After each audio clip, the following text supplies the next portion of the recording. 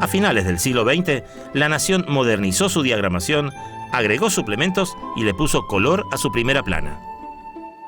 El cambio significativo en el diario ha sido la profesionalización del gerenciamiento, del management. Transformar lo que era un diario en una compañía de comunicaciones, con la definición clara de quiénes eran los lectores de La Nación.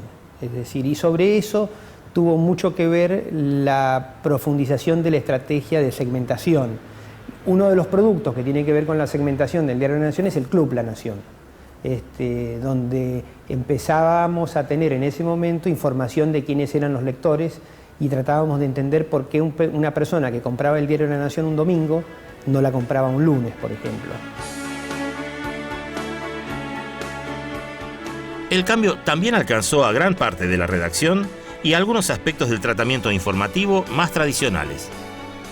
El diario se fue haciendo una empresa, un conjunto de revistas, una estrategia de conseguir lectores, una modernización prácticamente de los planteles de gente que escribe en el diario, que cuando uno conversa con los periodistas se da cuenta que no tiene ninguna afinidad con el diario.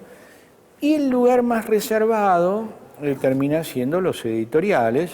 Los editoriales fueron perdiendo en esa vocación pedagógica y fueron ganando en la cosa crítica, esto que usan en nuestros días. Yo creo que es una línea editorial republicana, que defiende en general, creo, los valores de la República, la división de los poderes,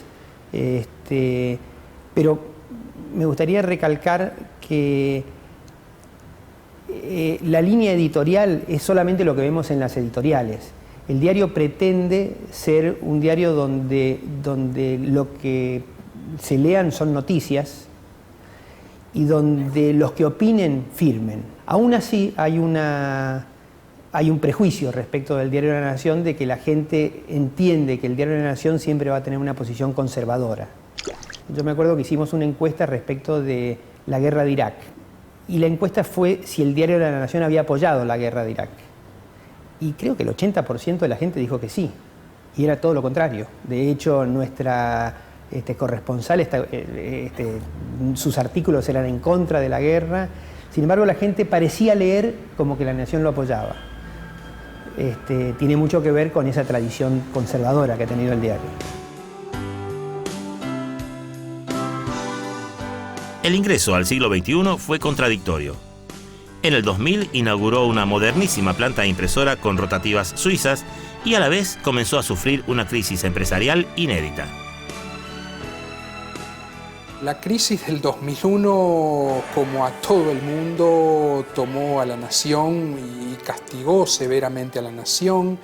La Sociedad Anónima de la Nación había hecho inversiones muy importantes hacia fines de los años 90 con una planta impresora en la que hizo una inversión de aproximadamente $70 millones y obviamente se endeudó para hacer frente a esos proyectos. Es decir, que obviamente pareció el peor de los mundos para la Nación. Afortunadamente el diario pudo salir adelante con muchísimo esfuerzo.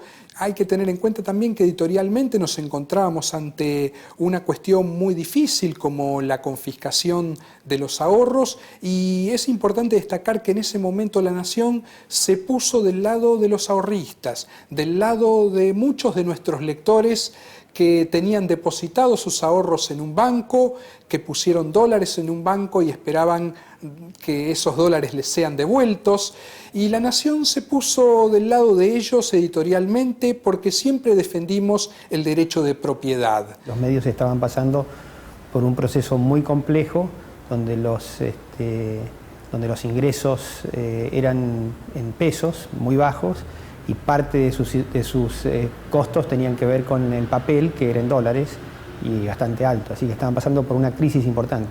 Se pudo atravesar la crisis, hubo una recuperación de la economía a nivel nacional y creo que hicimos un trabajo importante de reorganización del diario y de las empresas del diario para aprovechar el crecimiento económico y poder sortear la crisis. Y de hecho lo hicimos y muy bien. Se han ido produciendo cambios que han tenido que ver mucho con cambios tecnológicos en lo que hace a un diario y además cambios de la costumbre de los lectores respecto de lo que esperan de un diario. En lugar de ver a Internet como una competencia desleal, desde el diario la han convertido en aliada. Y en la actualidad conviven el tradicional matutino, formato sábana, con la mirada puesta en los medios virtuales. El proceso de modernización arranca hace más de una década con distintos rediseños que ha tenido la edición en papel y más concretamente con la irrupción de Internet. Hoy sabemos definitivamente que Internet es un aliado del periodismo y te diría que aun cuando todos sabemos que en algún momento el diario en papel va a dejar de existir en el mundo y probablemente en la Argentina o va a quedar reducido a una mínima expresión, ya no tenemos miedo. Sabemos que nuestra tarea periodística se va a transformar decisivamente, pero que el periodismo va a seguir existiendo con la ayuda y el avance tecnológico que nos aporta Internet y la posibilidad de llegar a públicos mucho más grandes que a los que hoy llegamos con la edición en papel. Sabemos que la ecuación comercial va a cambiar decisivamente de aquí a algunos años.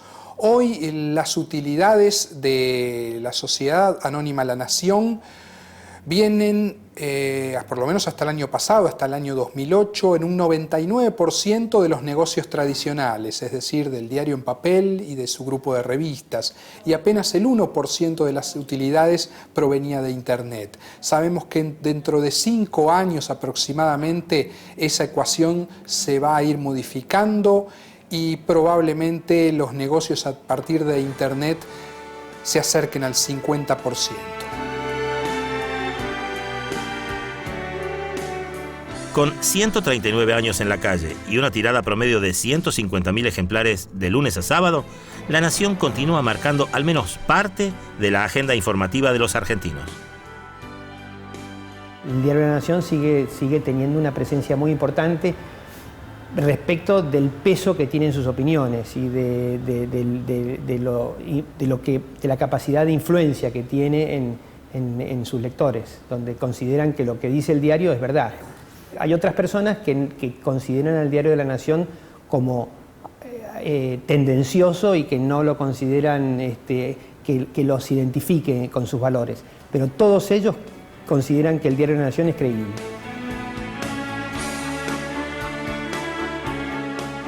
En el próximo programa de Historia Presente, el Día de la Plata, la nueva provincia de Bahía Blanca y el Buenos Aires Herald.